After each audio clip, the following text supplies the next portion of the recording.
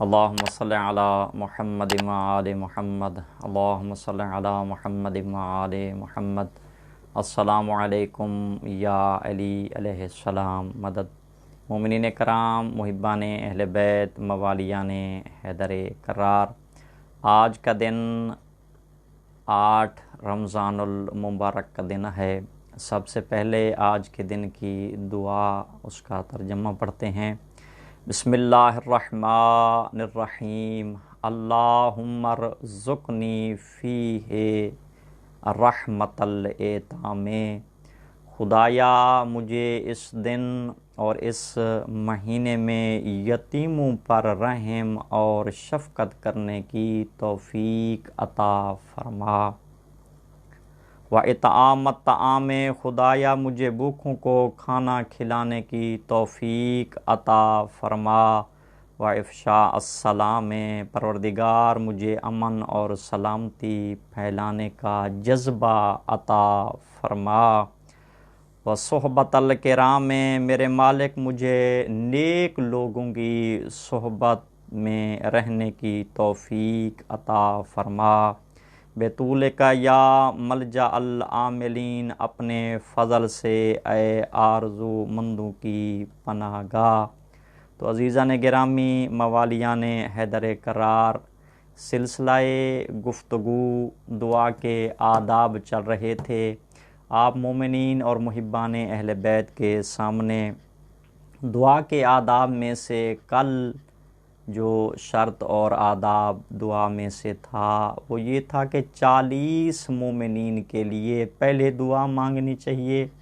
چھٹے معصوم فرماتے ہیں بعد میں اگر بندہ اپنے لیے دعا کرتا ہے تو مالک لم یزل اس مومن کی دعا کو ضرور قبول کرتا ہے۔ تو آج 10واں شرائط اور آداب دعا میں سے یہ ہے کہ مخفی طور پہ دعا مانگنی چاہیے۔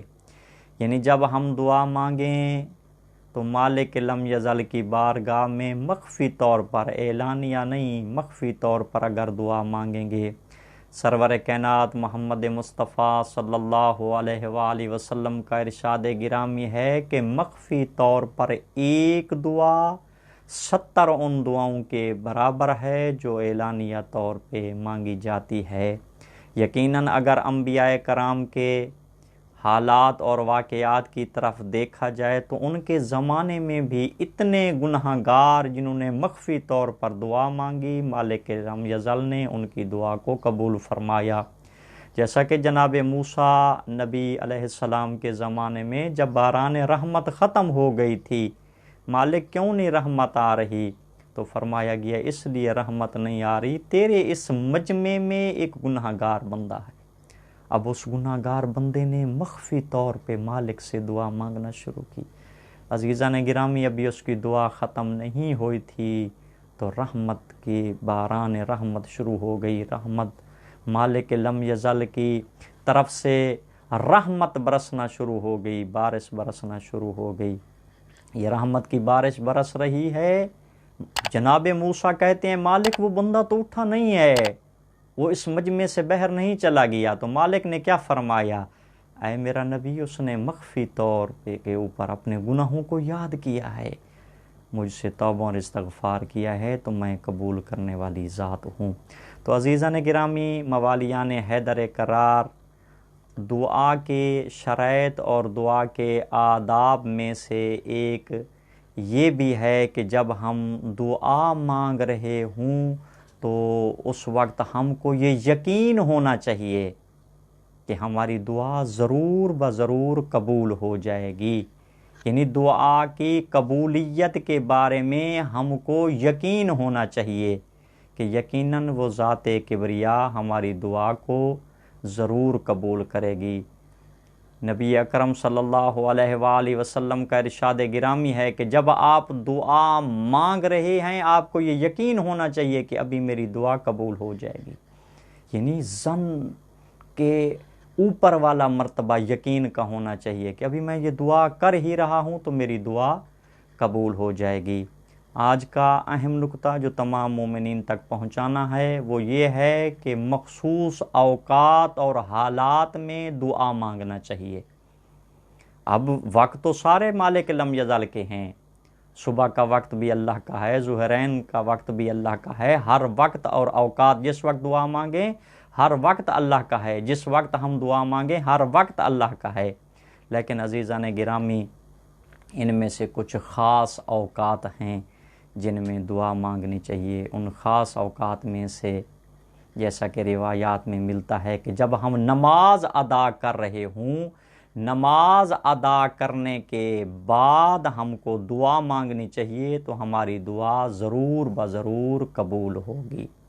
یعنی دعا کس وقت مانگے؟ جب ہم نماز ادا کر چکے ہوں تو اس کے بعد جو دعا مانگی جائے گی تو وہ دعا مالک لم یزل کی بارگاہ میں ضرور بضرور قبول ہوگی۔ موالیان حیدر قرار اس کے بعد اور بھی بہت سارے اوقات دعا کے جو ہیں وہ ذکر ہوئے ہیں کہ دعا ہم کس وقت مانگیں گے، کس وقت مالک لم یزل کی بارگاہ میں ہم دعا کریں گے۔ یعنی نماز کے بعد جو بھی دعا مانگی جائے گی یہ دعا قبول ہوگی۔ اس کے علاوہ بھی اوقات ہیں کہ حالت سجدہ میں دعا مانگنی چاہیے۔ جب ہم سجدے کی حالت میں ہوں مالک لم یزل کی بارگاہ میں دعا مانگیں، امام رضا علیہ السلام فرماتے ہیں کہ اقرب ما یکون العبد من اللہ تعالی وہو ساجد، حالت سجدہ میں بندہ اپنے خالق سے زیادہ تر قریب ہوتا ہے۔ اب یہاں پر یہ پیغام دوں گا تمام موالیان حیدر قرار کو، تمام اپنی دنیا میں رہنے والی ماؤں بہنوں اور بیٹیوں کو، کہ آپ جب سجدہ ادا کریں، آپ کے سر کے اوپر چادر ہے، آپ سجدہ ادا کرتی ہیں، سجدہ اس زینب سلام اللہ علیہا کے سجدے کو یاد کریں جو بے مکنا و چادر کربلا کے صحرا میں جس نے سجدہ ادا کیا۔ جب ہم سجدہ ادا کر رہے ہوتے ہیں میری مائیں اور میری بہنیں، ہمارے آپ کے سروں کے اوپر چادر ہوتی ہے، جناب زینب سلام اللہ علیہا کا سجدہ یاد کریں۔ اور جتنا موالیان حیدر قرار ہیں مظلوم کربلا امام حسین علیہ السلام کا سجدے کو یاد کریں کہ امام حسین علیہ السلام نے کربلا کے تپتے صحرا میں کیسے سجدہ ادا کیا۔ سجدے کی حالت میں جو بھی دعا مانگی جائے مالک لم یزل ضرور قبول کرتا ہے۔ علی کی بیٹیوں نے اونٹ کی پشت کے اوپر سجدے ادا کیے، ہم اپنے گھر میں سجدہ ادا نہ کریں اور اپنے آپ کو کنیزان زینب سلام اللہ علیہ کہلائیں۔ امام سجاد علیہ السلام نے اپنے بابا، اپنے بھائیوں، اپنے عزیز و اقارب کے لاشوں کو دیکھتے ہوئے کربلا کے صحرا میں سجدہ ادا کیا۔ سجدہ یاد کرنا چاہیے امام حسین علیہ السلام کا کہ اسلام کے دامن میں بس دو ہی تو چیزیں ہیں، ایک سجدہ شبیری، ایک ضرب ید اللہ۔ دعا کرتے ہیں مالک لم یزل ہم کو ان اوقات میں جو مالک نے بتائے ہیں نماز پڑھ کے دعا مانگنے کی توفیق عنایت فرمائے۔ مومنین کرام، محبان اہل بیت، اپنی نیک دعاؤں میں مجھ حقیر کو، میرے بچوں کو بھی یاد کرنا۔ اللہم صلی علی محمد و آل محمد وعجل فرج۔